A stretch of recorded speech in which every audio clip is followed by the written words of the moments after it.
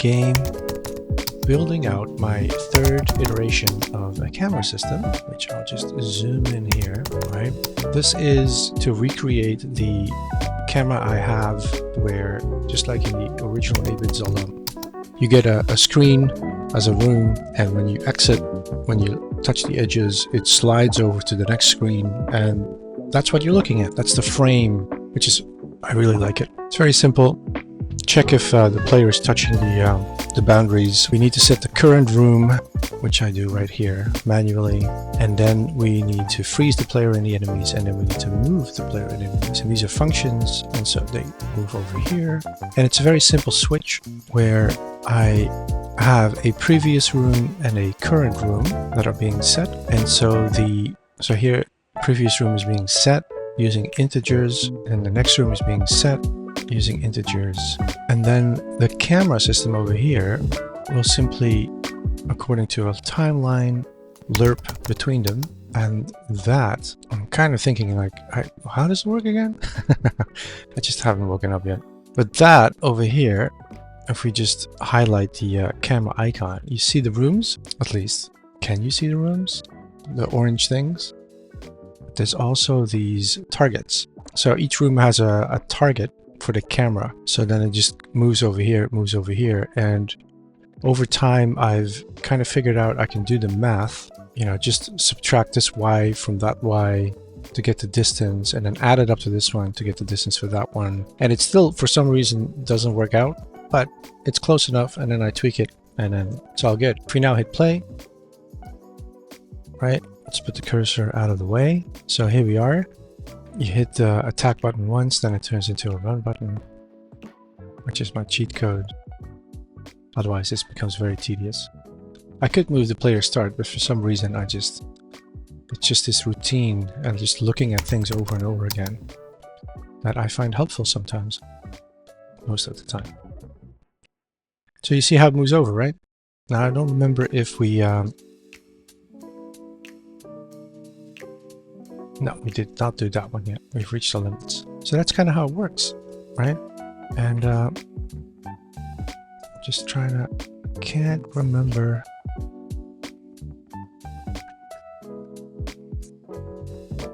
But I think definitely here. So if we just cheat, just to show you the other side,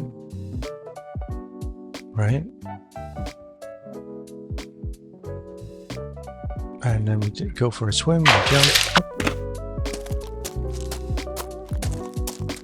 Here you can go all the way down, but let's just cross this chasm that needs to be filled in with the map. So now I have a much better idea what is being shown, each area, and what is not being shown.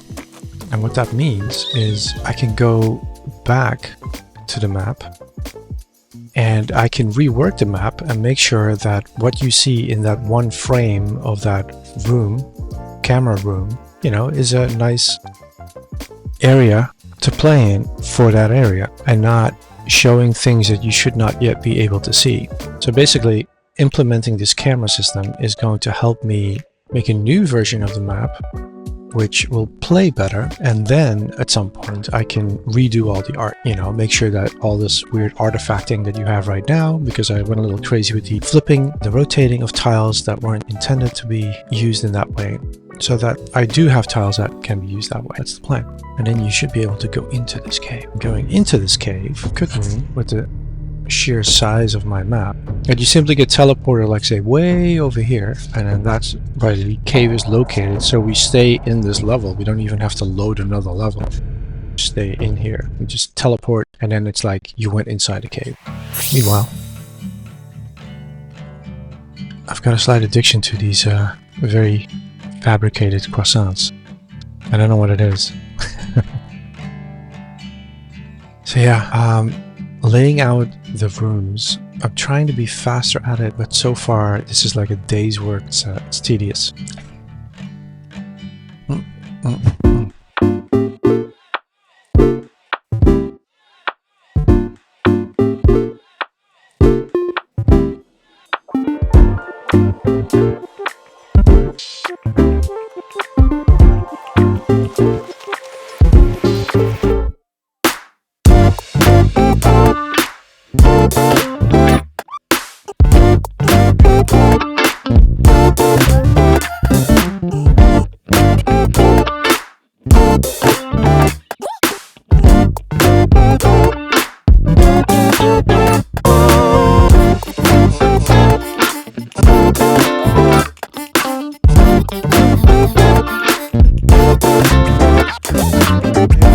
It's a Saturday. Time to get back into the swing of things with some sad news, some horrible news. The work I had completed, enlarge this. This is my grid, my mighty grid in Freeflow, filled in by hand. This is the intended version 3 of my camera system. Each blue square is a room, which is an area which is the size of your screen, where the player can move around. Got X and Y coordinates. I numbered all of them. This is my camera system right over here in game. This over here is the map I've built. This is my old prototype with the shop and everything. When we go into the map, all the work I've done Monday through Wednesday in my spare time, about 55 rooms, laying them out by hand because I didn't know the exact distances and everything. That's what those 3 days taught me, are gone. And the way I lost them was, as you can see here in all these numbers, I kept duplicating the rooms and the targets for the cameras in this system until I reached the required number of 512 of each, because that's the amount of rooms on that grid. And then I had this idea. I was like, wow, I just added more things to my game than I ever have before. I should probably think a second about optimizing. And so I went over here, highlighted everything, and I went through this whole list. Anything that I'm clearly not using, I would get rid of or untoggle. The collision, there's no need for everything. This is only for the player. It's little things, right? And eventually I came over here and it was unmovable. And that means that within the game, this is an actor that can be moved around, that can interact. This doesn't need to be movable. In fact, it will never be moved. So I started hovering over stationary, and that's like, okay, it's never going to move, but you can still make changes. Never going to make changes. Turn it to static. And by setting it to static, what happened in the game was that all of a sudden, they all defaulted to 0.0 X and Y. And when highlighted, I can no longer edit because it can't be moved in the game, right? You just plop it in and that's it. It's good to go. And that is how I lost Monday, Tuesday, Wednesday. I mean, that's easily like 6 hours. I haven't felt like this in a long time. You know, the kind of stupid mistake where you destroy your work and have to start over. But unlike before, I've come not a long way. But I quickly figured out what I did wrong by myself. And I already had a plan about what I was going to do that would fix everything, which is right over here.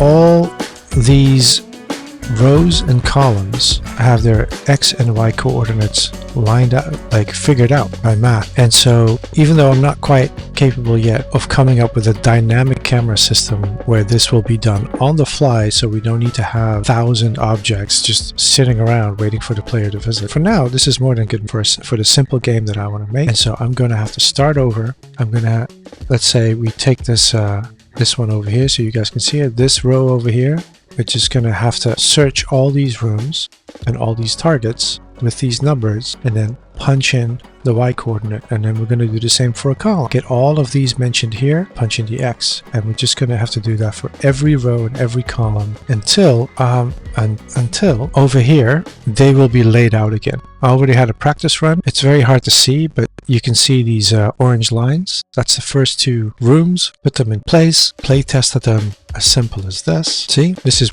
camera room 1, this screen, and you touch the border of camera room 2, and the camera is moved over to target 2, which is hovering on top of this area over here. And the numbers add up more or less. Over here you can see like you have to go off screen a little bit too far, but once everything is in place, I can always massage the numbers, right? So it's fine. I do like doing this though. See, it should be like, or maybe maybe I could just move the camera down.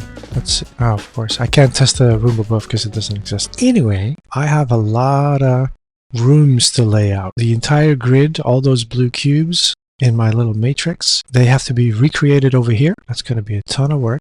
And then we have to go into the event graph and we're going to have to recreate this matrix 3 times. For the rooms, for the previous room, for the current room. We have to get all these functions to do their thing. Again, there's probably a much more efficient programmatic way of doing this, especially in code, but I don't know C++. And I'm sure there's a better way of doing this in nodes as well. But again, for what I'm trying to achieve, my little game project, I'm just going to move forward and push this as hard as I can. It's manual labor, but we can get it done and we can just move forward. And then maybe for the next game, which is of course a long time away, maybe then we can sit down and think over this camera system and make a version 5 or 6. That's my plan. So see you on the other side.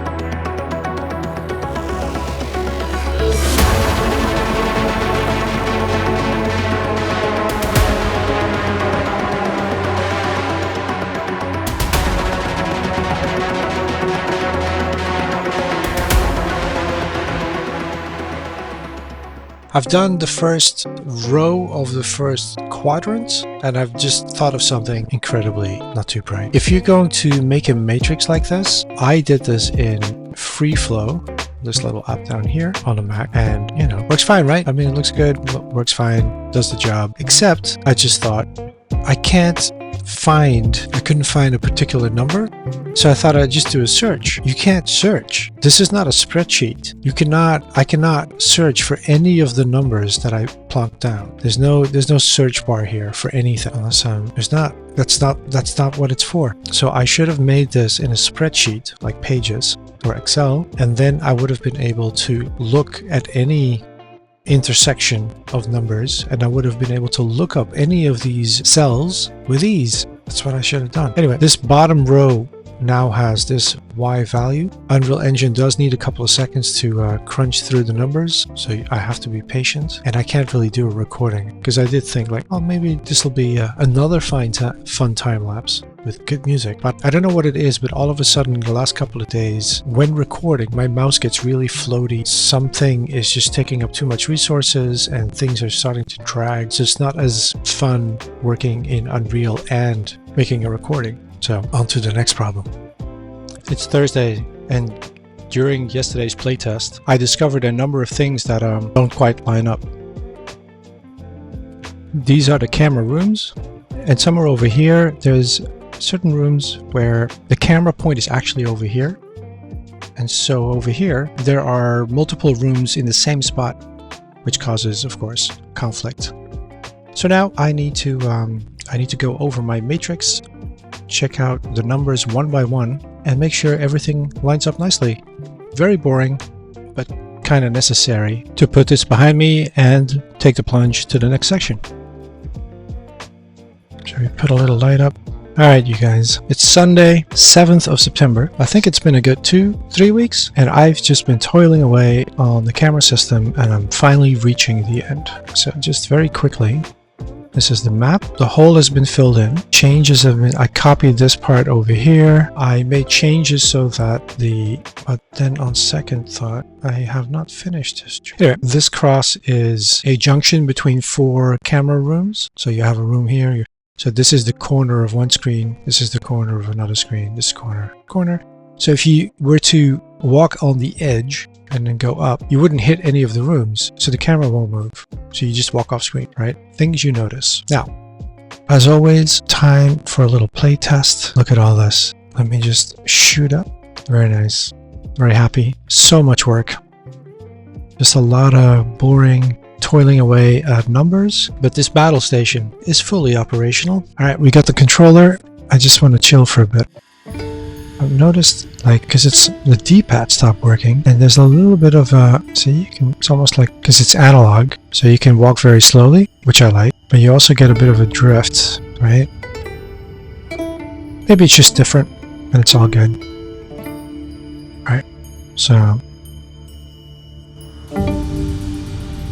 yeah, the labor, there we go, still leaves a bit of room at the edge of each screen where you can see the previous screen. I thought of tightening it up. It's definitely tighter in some areas, but it's good. I think this is good enough.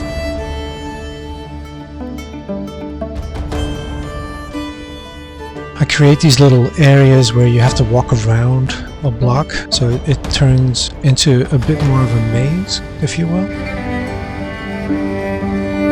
This is just to try out this whole new area. This used to be the black void in between once I moved over a chunk of map, so now it's going to, now it's a bit more filled in. So yeah, so then the other areas across the water. This is still very messy. So the grassland area here is moving into the mountainous ridge, if you will, with waterfalls. It's very messy. Like some tiles work really well together, like over here with this grassy area. And then some areas I just did whatever I felt like with the tiles moving. I consider it to be more of a sketch, sketching with tiles. And so the idea is I'm going to have to redo everything. Just as before, over here, like when you take a step back, like you can see what it looks like and it looks nice. But then when you actually look at the tiles, like you see a lot of lines and things that are just repeating that don't make any sense. And those tiles would have to be adjusted, like redone. But all of this is now much more clearer now that it's in the map. Which is why I'm very happy that I got this far. Other things are, like you can see a clear slopes, right? You go down here and go up here a bit, and then there's a ridge, and then there's a cliff face, and you just fall off here, right? Little fly, go away. So the way the character moves should be different in those areas, which is another thing that is much more obvious to me now that I'm playing it. So this is the in-between. So if I go down here, see, nothing happens. Little fruit fly, come back up. But then if I go left here, so that's why I put those crosses there. So ideally, another item on my list of things to improve is making these maps with tiles where those crosses are indicating different screens that the camera will move between. I should have it so that it just happens to have something there that you can't pass there. And you don't want to pass there. It's obvious, like just playing. Can't go through there because otherwise we end up with, you know, this kind of stuff. Diagonally does work. So yeah, I'm just ramming a little bit. Another thing I've learned, like making this map, getting the camera to behave, is that because everything is just framed, right? It gives you an area to look at and to think about in a very different way than when it's just free roaming and the camera is just attached to the player. See, this area now becomes a particular screen that has its own puzzle. And the puzzle is, how am I going to get past the enemies that are here? Because right now, of course, there's not much to interact with. I haven't put anything really in place, like I did in previous iterations of this game, with enemies that came with the course by Cobra Code that I did. Right? I also see like, for example, here, you should climb up, and then here, you should jump off this cliff and then land here. All sorts of environmental movement.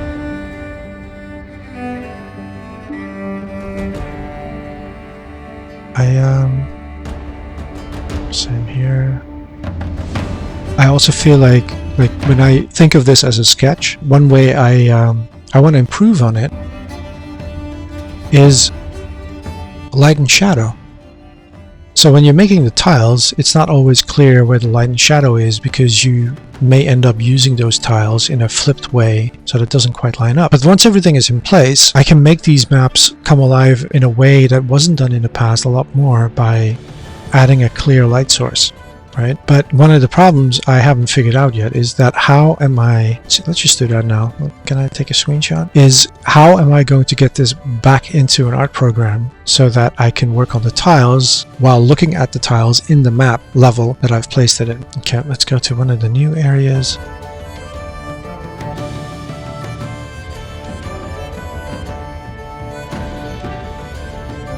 So here there's a lot of very confusing perspectives because some of these look like streets to me where you should be able to walk, but at the same time they look like pillars holding up this bridge.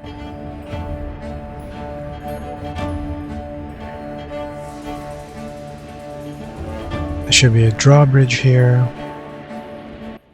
Opportunity for things much more in the distance, like create a fake parallax, right?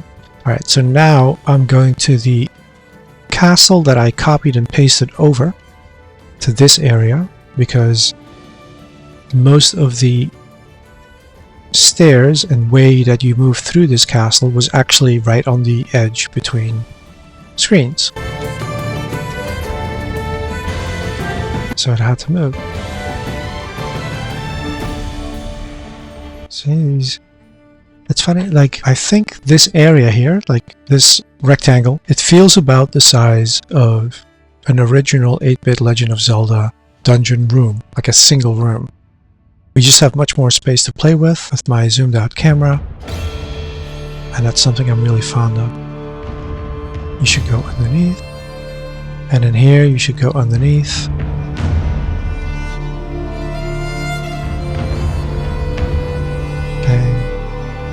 There's a lot of work to be done here, adding a bit more color to make things a bit more clearer, like how you can walk. You should be able to walk behind these pieces of wall.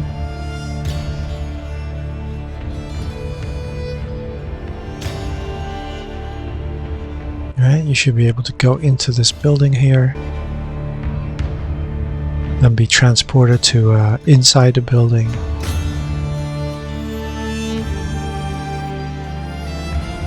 My run button, if you just hold the attack button, so you can float a little bit.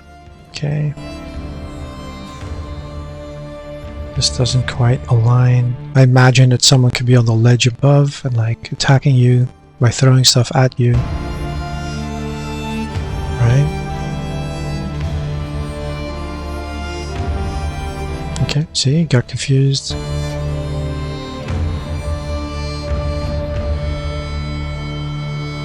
So yeah guys, this is, oh let me just, I also added a print screen, so now I'm in room 136, I can't read it. Yeah, 136, okay, let's escape. So if we just take a step back at all the work we've done. So all those orange outlines, let me just zoom in very quickly, are boundary boxes for the camera room, these little targets. Wait. That's where the camera moves, so you get a previous and a current and a previous, and then it moves the camera in between. That's how you get that classic Zelda look. And so this is where we were, right? We end up right there. That's room 136. And as you can see, I mean, I just walked across. Once there's puzzles and enemies in place, like it'll slow you down and there's more to do per screen. So you can imagine that this is actually quite a sizable map already. But if you look at it like this, so the white outline is timelapse, the green outline is the whole camera system I've been building. And then if you look here, there's more lined up already because up until about here is 16. So this is like the height of the original Legend of Zelda map, and this is the width. So as you can see, I'm doubling up in height already, easy, but in width not so much yet, but they're already there. They're lining up, some of them. It's a work in progress. I figured I'd stop right now and just, the camera system is working. I can expand on it, but first, rather than spend another week, because it's just so much work in your spare time, just punching in the numbers, and you get faster, like there's little hacks. So you get faster and faster and faster. But it's just so much work. And I think right now I have such an empty playing area. So let's fill that up first before we get back into the whole camera business. This is how we started many months ago. Over here, there's all these earlier camera boxes that I created. Shopkeepers with their interaction, little enemies, doors that move up and down. This is the animated dialogue system that I inherited through one of the free Epic Games Fab promotions. There's coins, right? All these red lines are collision boxes for walls. I can't put them in, of course, in the tile map, but over there I decided to do it manually. Okay, so what else have I got lined up? I've started thinking a lot about what to do next. Monday, we began on a new task. This weekend, we kind of finished up on bug hunting the camera system. I think I found most of them. I found quite a few. Found most of them, and it's time to move on. Camera system is now up and running. I have ideas on expanding it, but really I need to kind of move things along and like work on the next big thing. And now I can't find my next big thing that I worked on. Why is it not here? Why is this so difficult? Ah, here it is. Now, it was the end of the weekend. I was getting tired. And so instead of designing my own character, as I thought I was going to do, I just took the character that came with the course that looks like a very famous character, so I probably should not. And I just started having fun with animation. And so this is what I made.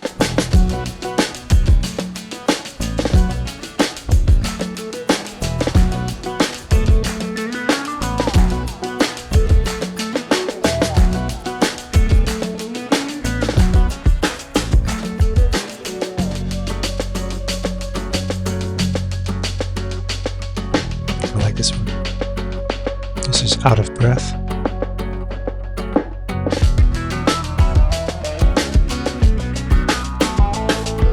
And then this is really out of breath.